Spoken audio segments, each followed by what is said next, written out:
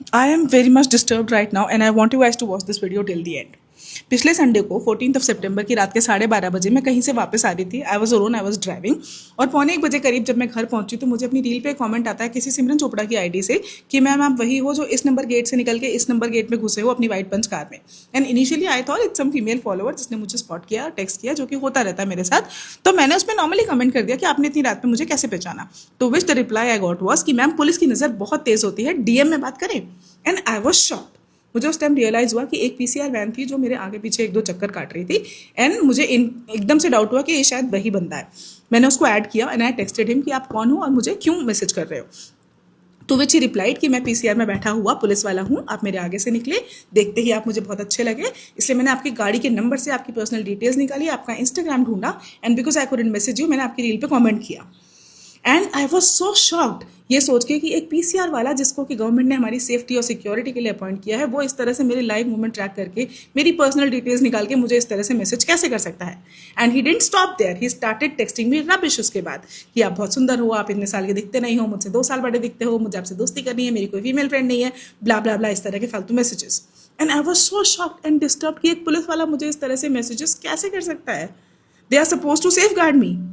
खैर अगला पूरा दिन मैं इसको प्रोसेस करने में लगा दिया। एंड ट्यूसडे को मैं उसके चैट के सारे स्क्रीनशॉट लेके पुलिस स्टेशन गई, साइबर क्राइम पुलिस स्टेशन। वहाँ मैंने उसके खिलाफ कंप्लेंट लिखवाई। एंड पूरा हफ्ता मैं इतनी ज़्यादा डिस्टर्ब रही ये सोच के कि भाई मैं 50 साल की होने वाली हूँ और इस उम्र तक भी मुझे अपने आप को इन सब चीज़ों से बचाना है। तो कब तक बचाना है हमें खुद को, और किस किस से बचाना है? पुलिस वालों से भी बचाना है हमें खुद को अब।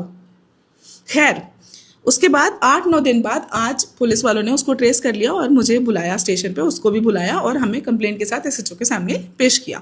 यहाँ सुनो, एसएचओ और उनके नीचे एक और ऑफिसर था, वो मुझसे कहते हैं कि मैम इसने ऐसा क्या ही कह दिया जिससे आप ऑफेंड हो गए, ये तो नॉर्मल है, इसकी कोई गलत इरादे थोड़ी ना थे, ये आपसे दोस्ती ही तो करना चाहता था, आपको दोस्ती नहीं करनी है तो ब्लॉक करो और आगे बढ़ो।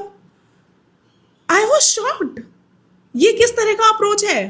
पुलिस वाले मुझसे ये कह रहे हैं, वो मुझे ये कह रहे हैं कि हम तो अपनी बहू बेटियों को भी यही कहते हैं कि ऐसे मैसेजेस को ब्लॉक करो और आगे बढ़ो। आपके 2 लाख फॉलोअर्स हैं, उसमें से कोई 2-4 तो ऐसे निकलेंगे ना। आप कब तक कंप्लेंट करते रहोगे ब्लॉक करो और आगे बढ़ो? अरे क्यों ब्लॉक करें, क्यों जाने दें? इस उम्र तक आते आते भी मुझे ये सब चीजें झेलनी पड़ रही हैं, तो जवान लड़कियों का क्या हाल हो रहा होगा। मैं उस बंदे की आईडी रिवील नहीं कर रही हूँ यहाँ पे, बिकॉज उसके अगेंस्ट तो मैंने कंप्लेन करा ली है and I will make sure that उसको सजा मिले। मैं ये वीडियो इसलिए बना रही हूँ ताकि तुम आदमियों को ये समझ में आए कि हम जाने नहीं देंगे, हम सिर्फ ब्लॉक करके तुम्हें नहीं छोड़ देंगे। We will call it out. तुम ऐसे कभी भी कहीं भी उठ के हमें कुछ भी मैसेज नहीं कर सकते हो। आई समझ?